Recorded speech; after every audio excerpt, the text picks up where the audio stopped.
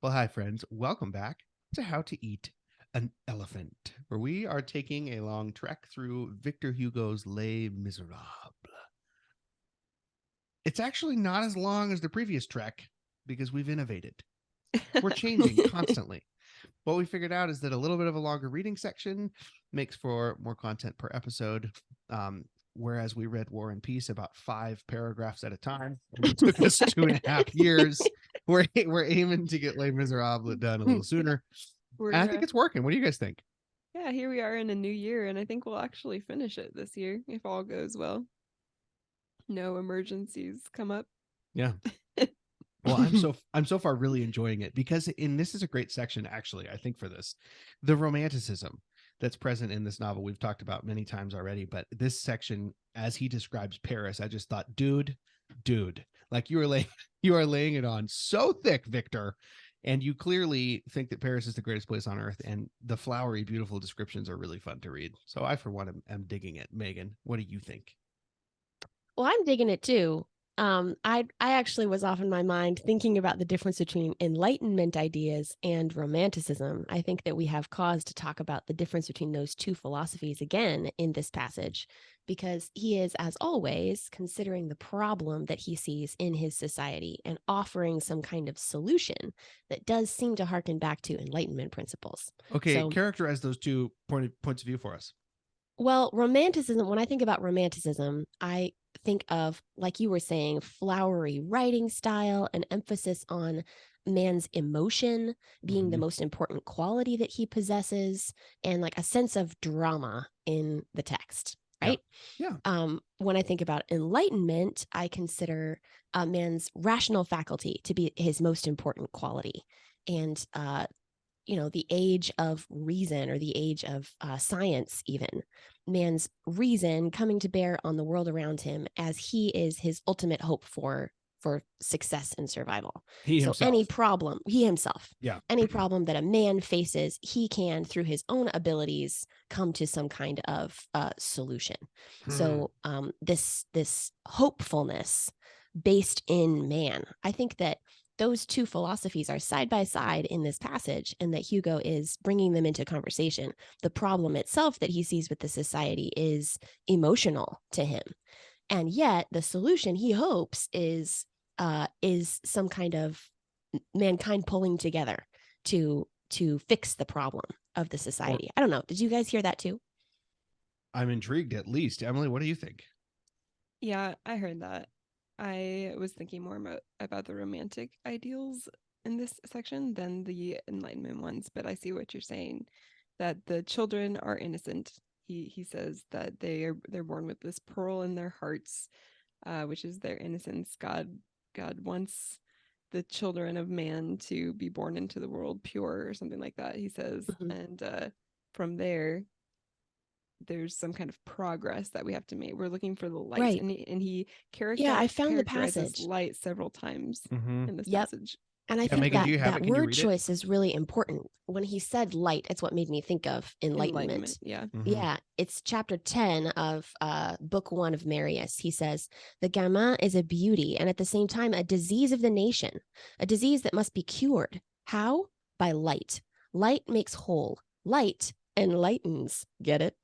All the generous sunrays of society spring from science, letters, the arts, and education. Make men, make men, give them light so they can give you warmth. I mean, that's enlightenment ideas in a It is. nutshell. Yeah. Yeah. I mean, yeah.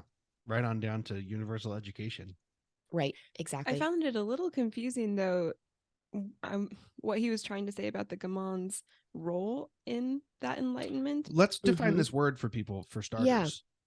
So the gamin, who So, wants to take a crack? well, my favorite thing about the gaman is the section where he says that the word had not entered the language until this short story was published. Let's see, what chapter is that? It's chapter 7 of the first part that we read for today. He says the word was printed for the first time and passed from popular language into literature in 1834. It was in a little work called Glaudjou that the word first appeared, and it caused an uproar. So that was a short story written by Victor Hugo. So he cites Sweet. himself. I love that. There's I feel every like single Hugo and week. There's Tolstoy are friends. yes. I was just gonna say there's more. They have more in common every page I read. It's so funny. It was in this really brilliant thing that I once read by me. Oh yeah, I wrote that. So it's a word. It's a word that characterizes a street urchin, right? That's the Mhm. definition of the word. It's a street urchin, and he goes to great pains to describe them. And I want to talk about his description because I think probably it has something to do with what Megan was saying just now. This tension between the intellectual and the rational, and the pure noble spirit of Mhm. mankind. What is your how I want to start this. What is your impression, you two, as he describes the street urchin? Did he contradict things that you natively expect about the scenario? When you think homeless children running around the streets of Paris in this era, do you buy his characterization of their circumstances? I think we sit in a really difficult position for that question because, at least for me, my ideas of what that looks like are greatly influenced by the legacy of Les Mis. Mhm. So when I think of Paris Street Children, I think of adaptations of Gavroche, who is like this noble, savage kind of character, Right. who is the wit of the play, at least. And so it is heavily romanticized in my mind. Megan, what about you?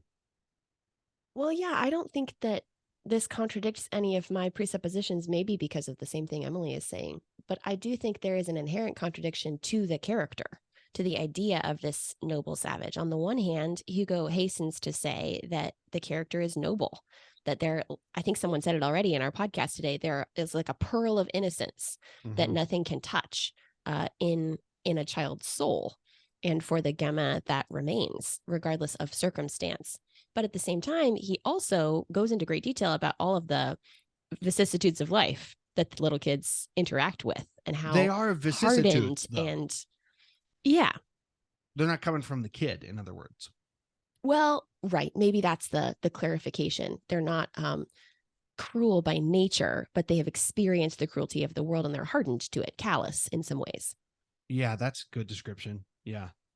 So maybe this question was better posed to myself because apparently you guys were like, no, we got it. I thought it was right. Totally makes sense. For me, the image of a street urchin running around a major city is Oliver Twist. And it is unremittingly dark and brutal and grimy and obviously that's Dickens' take on the same phenomenon. And they're different writers with different ideas, but I was surprised by a lot of this because I guess just by my instinct. Because it's idealized? Yeah, because it's so idealized. And that's maybe why I leaned into the romanticism comments early in the episode. His idea that the life of a street urchin is fundamentally free, that it's about liberty and that it's about enjoyment and that there's a happy-go-lucky, carefree Huck Finn style society. Attitude. Yeah, a little society of they're urchins. playing marbles on the side of the road with some rocks. And he also seems to be, and then I want to hear from you, Emily, but he seems to be reporting this as fact and history rather than writing a fiction. And I just don't know if I buy that. I'm not sure I buy it. Emily, what do you think? Well, I don't think he's entirely saying that this is something to be desired. I do think that he is saying that this is a phenomenon and it occurs everywhere. And I don't know. He doesn't go entirely towards this is something that can be fixed, saying that, but we are to pity them, right? This is a tragic situation at its heart. So it's not Huck Finn in that this is something that we aspire to, and only if we could all live like the gaman, right? Right. No, it definitely, you're right. He does portray it with a lot of pathos. That actually leads me to a question, and this really is an honest question. He goes to give you, as Ian was saying, a bit of history about the gamin, and mentions that in the reign of Louis XV, children tended to disappear in Paris because the king, Louis XV, wanted to have galley slaves to make his navy stronger. So if a boy was discovered in the streets and he was 15 years of age, the king would basically deport him and put him in the galley ships and kidnap him, even if he had a father.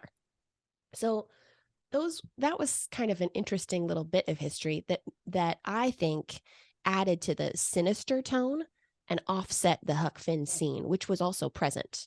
Right. The kind of the duality of this. On the one hand, look how free, look how innocent and childlike. On the other hand, look how they're getting taken advantage of. Yeah. Yeah. That was a shocking detail. Yeah, there he says that towards the end, he says that they were able to escape the grinding mill of society, although they're destined for it. But it's only because they're so little. They're so little that any hole will suffice to that they save fall them, through the gaps. So I do think that it's significant to the overall themes of his story that it's the little ones who are kind of the beating heart of Paris. Yeah. I also like that it's I like the out of the mouths of babes idea. I mean, one of the things that's the most attractive, because let me be clear, when I say I don't buy it, I mean, I'm not sure this is reporting history. This is idealized. That doesn't mean I didn't enjoy the heck out of reading it. I mean, it's entrancing. The idea of these little people running around the city and owning it in ways that even the people that own it can't own it is totally enthralling to me. And I love the fact that it's wit, right? They're uneducated. They don't necessarily know any of the philosophers that he mentions, right? He keeps going back to Voltaire, obviously, and he says they don't know they're Voltaire. And that's his shorthand for it. They haven't received an education, but they're really, really perceptive. They know the name and the attitude and the character of every policeman in the city, for example. They know enough to hate cures, which I thought was a really funny comment. And they know the truth. They're more in touch with a more sinister reality. Instead of Voltaire, I'm looking at the part you just referenced. They know Papavoine, who I don't know who that is. Well, I looked it up, and he was a child murderer. No kidding. So that seems significant, right? He talks about them being very well acquainted with the guillotine and with public executions, and with the seedy underbelly of Paris, and so they're hardened to reality. Yeah. Well, and go ahead, Megan. Oh, sorry. No, you're good. I found a little passage that I think sums that up. He calls them a thoughtful witness of our social realities and our human problems. The gamin thinks himself carefree, but he is not. He looks on, ready to laugh, ready too for something else. So that idea of the noble savage coming back around again, he will be changed by whatever input there is from his outside surroundings. And while he's got this purity inside and this desire to laugh at things, there's also a readiness for the suffering that he's experienced and that he knows he will again. Yeah, that's right. And he makes the jump from these little gamins, and I think we're getting the description of them because Gavroche, who's also introduced later in our passage, is going to be an important character, and he is one, right? But he also connects this idea to a sort of proving ground or training ground for the people of Paris, for the average Parisian of the era. And this line was really interesting to me. It is in the faubourgs. It is in the faubourgs particularly, we insist, that the Parisian race is found. There is the pure blood. There are the true features. There this population works and suffers, and suffering and toil are the two faces of men. So in that way, the real Parisian is not some bourgeois onlooker. Like we're going to meet in the next section. Right. It's not some bourgeois onlooker. It's actually the guy that grew up a gamin and has now entered the grist mill that Emily was talking about him being prepared for. And there's a nobility to that and a clear-headedness that comes from having witnessed suffering and toil. And that, I think, is pulls us back towards our original conversation about God being more than just, right? There's a connection to man in the spiritual that is a step removed from Enlightenment versus Romanticism. And I think it's what makes Hugo palatable for me, is that he's talking about those philosophical ideas, certainly. And he wants to talk about the revolution. He wants to understand whether it was successful. He wants to defend it maybe as successful, but also he wants to talk about the relationship of man to God, and the suffering and the toil aspect of society allows him to make that leap. Yeah, I think you're right. I can't forget that moment where he's discussing Fantine in her darkest hour, not being alone, in the presence of God being with her, even in her squalid little room. I had that same feeling as he was describing the gamin as a little fellow made of clay, made of ordinary mud. But when a god, he says, all that, I'm going to read the little section. I can't do it justice. What clay is he made of? Ordinary mud, a handful of common soil, a breath, and behold, Adam. A god merely has to pass by. A god has always passed by the gamin. I think that's, like you're saying, it's truth's intention. There's a Christian perspective on the nobility of man rather than a philosophical one that I think is even more thought-provoking to me. This That's idea of that being allowed in a divine perspective. At the Imago Dei is actually clearer the more grubby the human form is. I actually read that section a little more darkly. The Oh, God really? has always passed by. I didn't take that as presence. I took that as absence, right? The God passes by. Like ignored. A little bit, but I also like that reading. I like yours too, though. I think they fit. Count on Emily to be like, well, brutal. I think it's a little dark in this part. So, Emily, what do you make of the transition from talking about the gamin to talking about Paris itself? And do you think he goes overboard at all a little? Well, I was going to bring that part up, but first I have one more thought about the gamin's relationship to God. And while you guys were talking, I was just thinking about how the grand bourgeois in the next section, Hugo tells us that he really had no belief in God. He was totally different. Yeah, and it comes at the end of the description as sort of a period. Yeah, right? It's very declarative. But the same is kind of true of the gamin. He is easily led to mock everything important, including the church. But we're also told that if he was invited to be an altar boy, he would immediately. And do it well. It well. So maybe he sees through the structures, the facade of the church to something real. I don't know, but it's a similar attitude, but with a difference between the two, which I thought was interesting. You guys do? Oh, sorry, Emily. Oh, no, I just have a quick question. I just thought that maybe we should explain really quickly why the tone of Hugo seems to assume that we agree with him that people who work in the clergy should be scorned. And the gamin is really wise to know that already. I don't think that is intuitive unless you understand the historical period a little bit. Do either of you feel ready to explain that?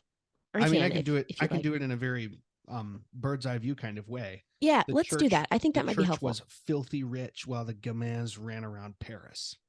Right. That's the simplest way to put it, is that this is in an era where the church was bloated and out of touch with its real work as an institution. Now, the bishop that we meet in the early stages of the story that saves Valjean's soul is an exception to the rule, but the rule of the era was that, certainly. Well, and even people's shock at the way that he comports himself kind of ties in to the idea of what the clergy was in this day and age.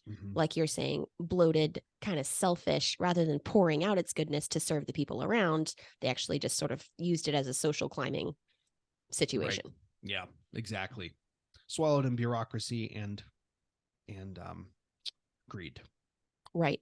So rather than a religious statement of, turning their backs on God, this tone that Hugo has towards clergymen is political in nature and specific to his historical moment.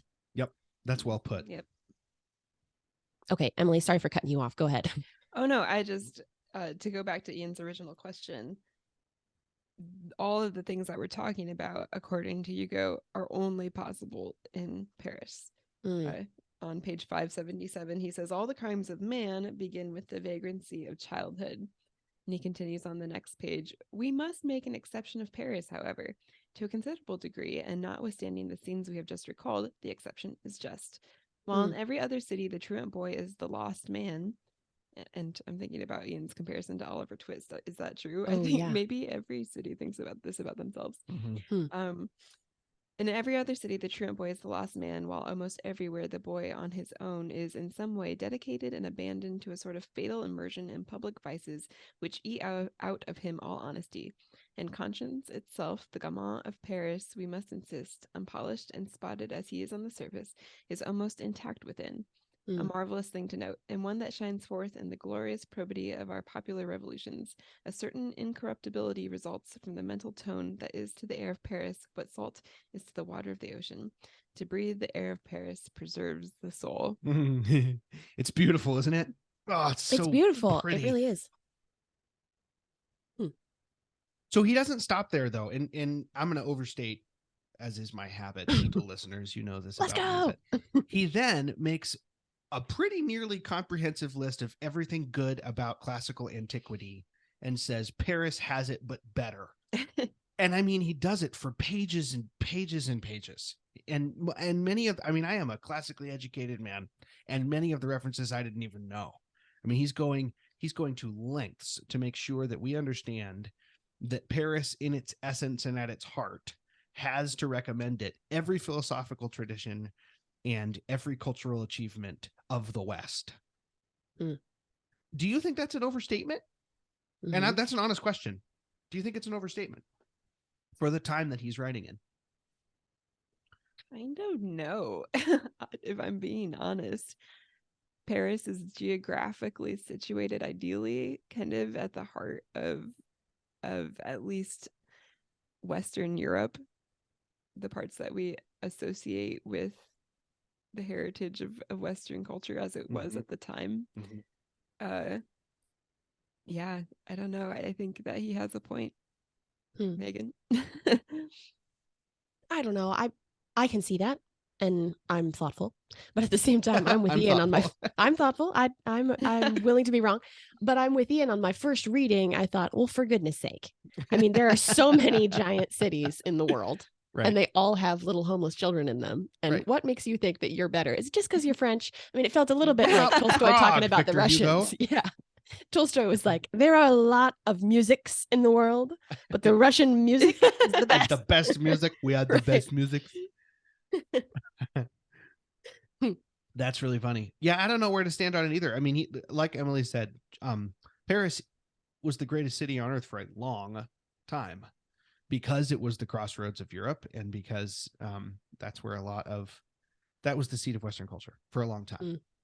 And maybe, but I think where my doubt is wrapped up is in his vision of the French Revolution, which he is in support of. Correct me if I'm wrong, right? He thinks the revolution was a glorious step forward for humanity. And or maybe at least a necessary evil. Yeah. I don't know if he would call it glorious. I think he acknowledged that it was too far. Flawed and heartbreaking and too far. But he believed that the issues it was addressing needed to be addressed and that it was a step forward in the end. Yeah. Okay.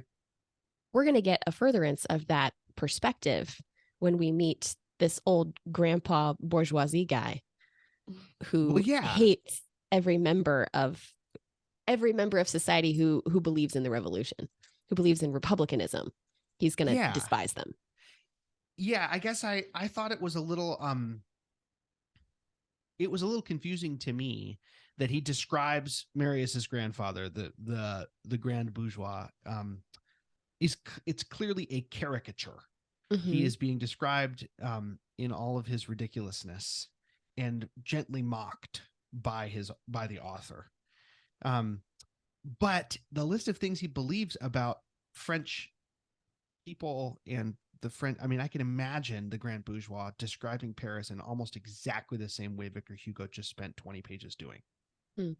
The sense of self that the grand bourgeois carries himself with is just as solidly in favor of his himself and his Frenchness as Hugo is. And so it just seemed like, I wonder if we're looking at a tiny blind spot. Oh, I think he's supposed to. No, I think the bourgeois is supposed to be an artifact, not necessarily a villain. I mean, he is a villain, but he represents the history. He is part of the history of Paris.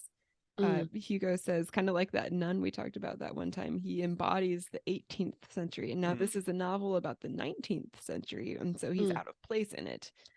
Yeah, but I remember him saying that. He does represent part of this grand narrative that Hugo's laying out in this section.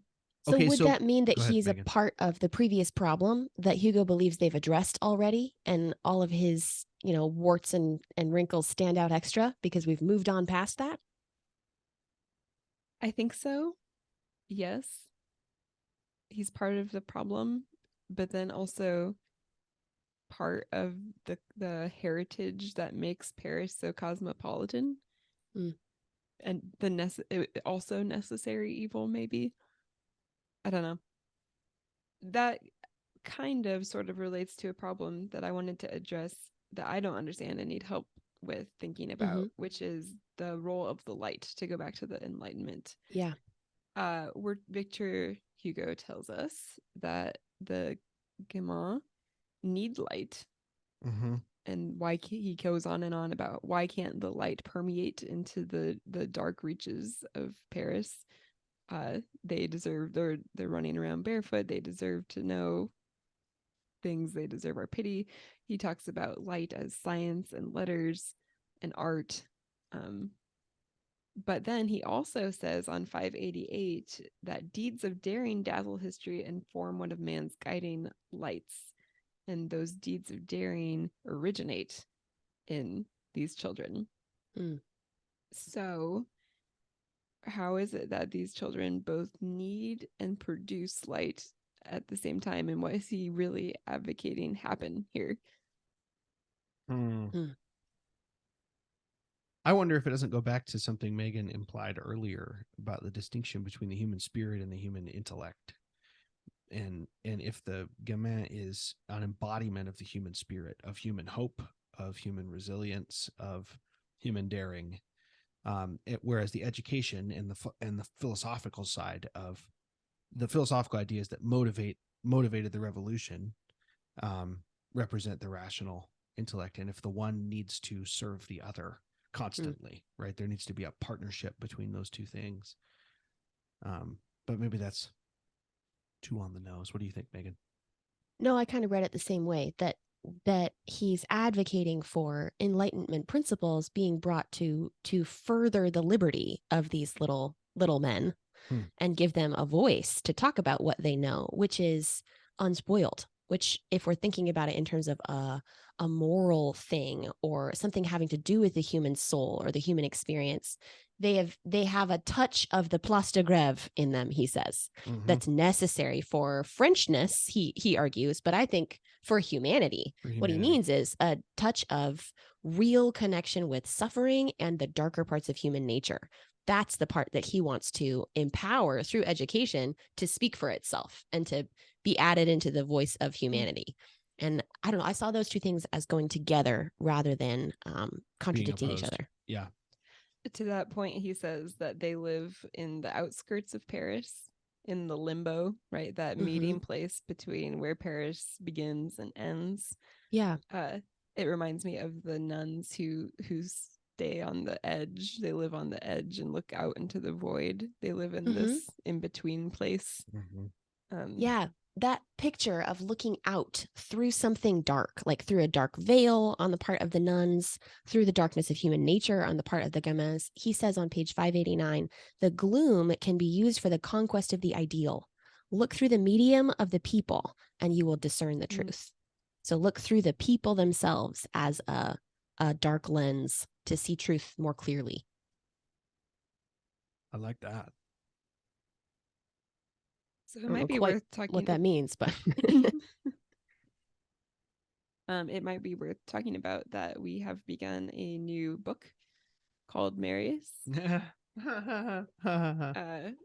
He's done this a couple times. He did this with Cosette. where we started a book called Cosette, and he began talking about Waterloo, and even though it seemed entirely unrelated, it actually had everything to do with Cosette. It's even more specific in this instance, though, because he gets done with his digression about Paris, and then he says, this little Gavroche, whom we didn't discuss specifically, but we've been discussing the gamin. This little Gavroche lived next door to a guy named Monsieur Marius. Let's talk about who he is. It's that specific. Let's go. The segues are a little more obvious. Yeah. Let's go discuss Marius. And then Marius literally doesn't come up for 2 books. So I think it's significant that we talk about another little boy instead in Marius's place to open up this chapter. So I don't know, maybe he wants us to see the up and coming Marius, who we haven't really addressed yet, as gamin, or he's saying yes, we're going to focus on Marius, but maybe the truly important thing going on here is this other little boy, Gavroche. In either sense, though, we're going to be leaning pretty hard on a literary device called a foil, right? Yeah. Where we've got 2 characters side by side whose differences and similarities are supposed to emphasize one another. We're in conversation with this little boy Gavroche and the boy we're going to know, the grandson of the creepy old man we're going to spend some time with. I wonder if there's also a foil or a parallel between Gavroche, the little boy who starts the section, and the old man who ends our reading for today, that they also are a pairing.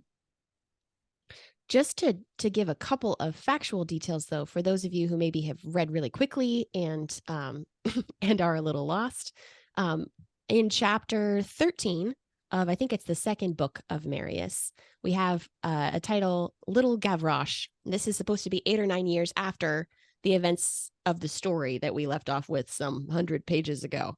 So 8 or 9 years into the future, we now meet a new character who is, though he has a father and a mother and sisters, he is an orphan and unloved and one of the gamins of the street that we've just learned about. So a sad little circumstance. Yeah. Except for he is contrasted. It says he would have accurately realized the idea of the gamin previously sketched if, with the laughter of youth on his lips, his heart had not been absolutely dark and empty.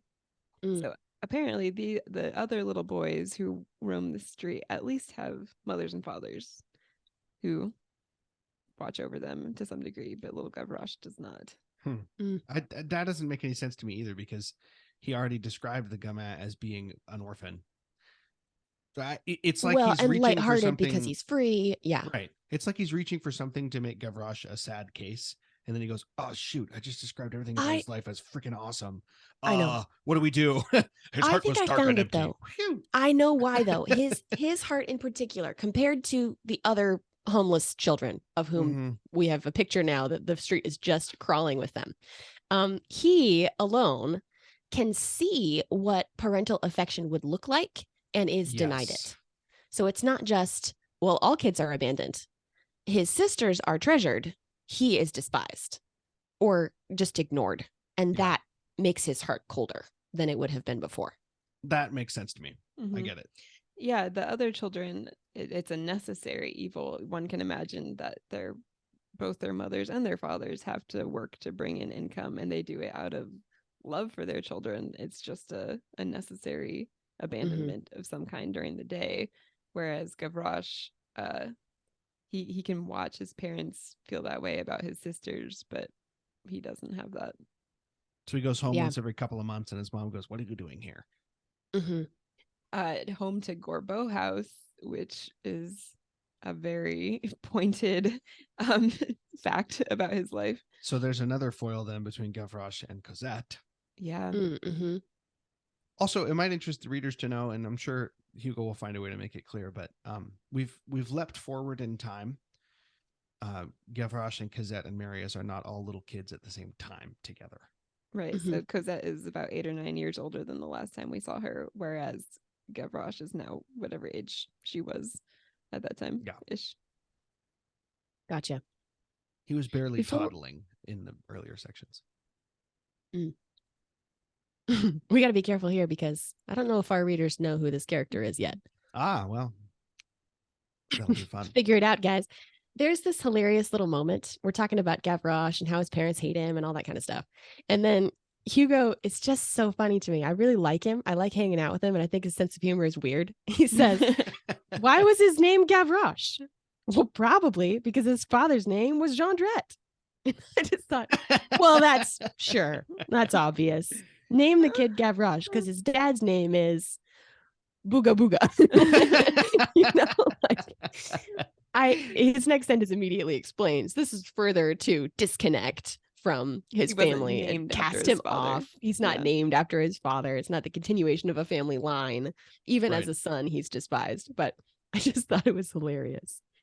Anyway, my favorite, before as we you were. move on to the next section, my other favorite line, having just watched the new season of Emily in Paris, I really appreciated, let's see, it comes in the description that we were just talking about at length. Where is it? Shoot. Oh no. Why can't I find it? Here we go. Page 586. Paris does more than lay down the law. It lays down the fashion. Nailed it. Can we get that delivery again, Emily? Paris does more than lay down the law. It lays down the fashion. Good. But we need a little more pizzazz on that last line. Give me some jazz hands about that. Lays down the fashion. Oh my goodness. Well, so we finished our section and we already made fun of him for saying, let's talk about Marius, and turning to someone else for an entire couple of books. But we do get a description of young Marius's grandfather and his time. And we sort of already mentioned that he's a symbol of a previous era for Hugo. What adjectives would you choose to describe the man of that era? Well, he's vital. Interesting. Expand. He's not weak. Hugo goes to great lengths to make sure we understand that he is very, very old. He's 90 something years old. Right. But he has all of his teeth, which is, all 32 teeth. We can laugh about it, but he is really fixated. That this reminds me of Fantine, right? Mm-hmm. The one's teeth seem to be fairly significant to Hugo, and represents their status in life. So he has 32 teeth. He jaunts up and down the stairs every morning. He doesn't take lovers, not because he's old, but because he considers himself poor. And unattractive. Well, no, he's unattractive because he's poor. That's the joke. Right? Oh, I missed Hugo that. says he considers himself unattractive. And not because he's old, but because he's poor. And he's not really that poor. He gets 15,000 livres a year, which, he lives in compared to our other characters, he lives comfort and in happiness. Yeah. Yes. He's a bigot though, right? Mm-hmm. He considers himself very highly, and he considers especially the revolutionaries very poorly. Mm-hmm. Politics are monarchical.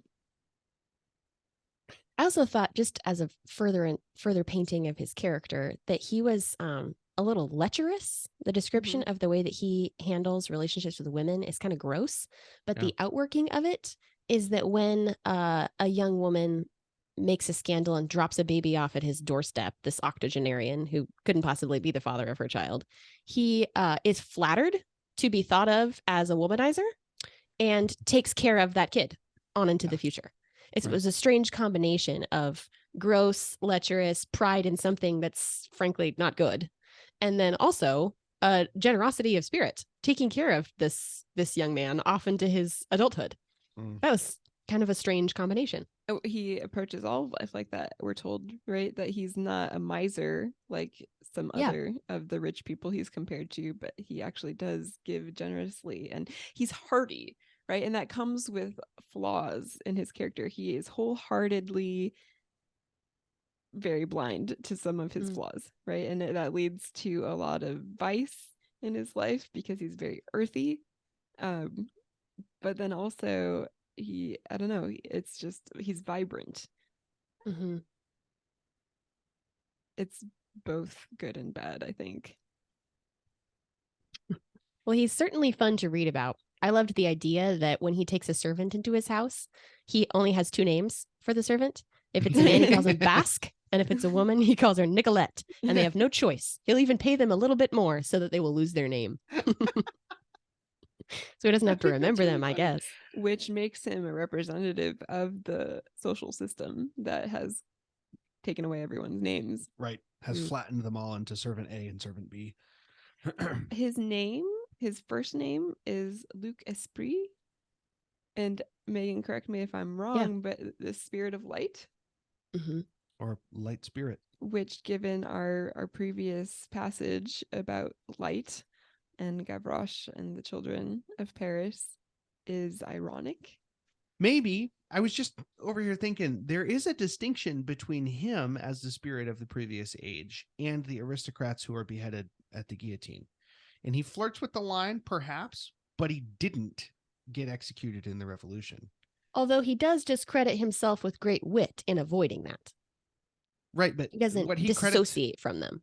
What he credits himself with is, I'm not sure we're supposed to take it uber seriously, considering the caricature of the rest of his character. I guess the only point I'm trying to make is Hugo seems to approve of parts of this man's personality, while also approving of the revolution and what it did away with, and the de-stratification of society that it attempted to accomplish. How can he do both of those things unless there's something about this guy that sets him apart from the aristocrats? We're told that he was a man of the 18th century, frivolous and great. And great. Yeah. What is the greatness? Is it a romantic greatness or an Enlightenment greatness? That's a great question.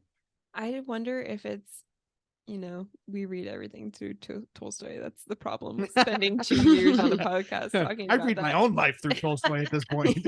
But I wonder if he isn't a little bit of the spirit of old Paris. And that has some serious flaws to it. Obviously, it led to a lot of bloodshed, that old spirit of Paris. Yeah. But, it's part of their heritage. It's part of what made Paris the thriving cosmopolitan metropolis he describes before. Paris has a long, long history. It's not just the revolution that made it great, but everything leading up to it had to build its character. And so I'm thinking a little bit of is it Maria, the old Russia? Yeah. She for Tolstoy, old Russia embodies the essential kernel of wisdom and greatness of the country. Right. And that's not as true here, because the flowering of that greatness, that French greatness, led to a lot of tragedy. But there is something I think that he honors about that. Maybe that's the word I'm looking for. He honors that old spirit. Mm-hmm. I don't think he shies away from pointing out the blindnesses in it. Mm-hmm. And in so doing, he shows himself as a little bit more of a Republican, if you will. But it is an honoring tone. He doesn't lambaste old Paris in this characterization. Yeah.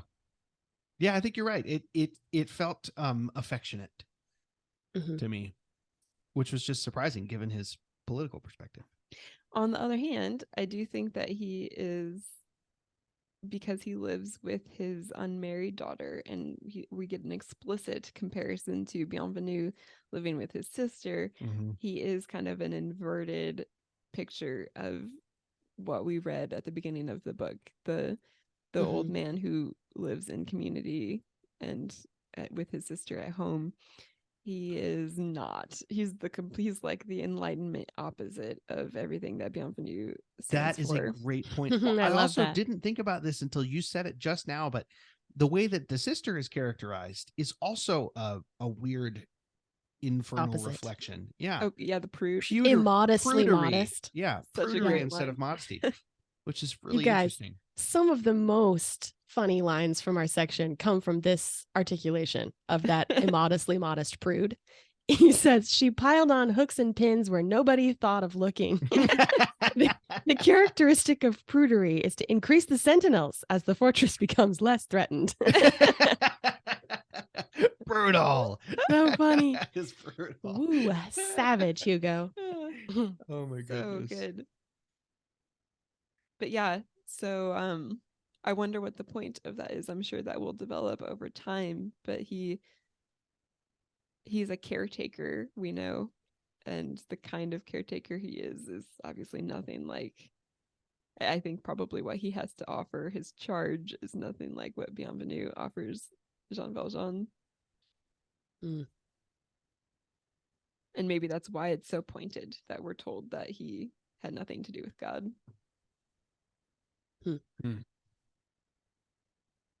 That is interesting. And that's kind of heartening to me, that after all of this talk about Paris and about progress and about finding the light and enlightenment ideals and maybe a little idealizing of the rationality, the reason, he does, like, if this character embodies all of those philosophies, without God, he still falls flat. He doesn't have everything he needs. Man progressing on his own strength leads to some flaws in his character. Mm-hmm.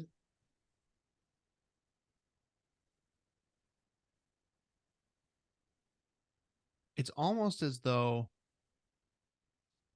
I just think it's well constructed that we get the bishop first, that we get a meditation on the state of the human soul before we get an extended meditation on the state of the human polis. Mm-hmm. Right. Mm-hmm. And maybe this is the reason that this is a classic work, is that he sees those two things as intimately connected. But first thing is first, God is more than just. And if he isn't more than just, then what are we even doing in all of our organizing and our categorizing and our stratifying of our societies? So I get the sense he's always going to return to that point that you're making, Emily. He's going to return to God's identity and how that affects the identity of man, which I appreciate about Hugo. That's what I appreciate about him. Me too. Well, thank you both for your insights, and thank you, listeners, for joining us on this trek through Victor Hugo's Les Miserables. Please do come and join us on Facebook. We'd love to hear from you, and give us some questions. Give us some comments and things to take up in our next episode. Until we meet again, friends, bon appetit. Bon appetit.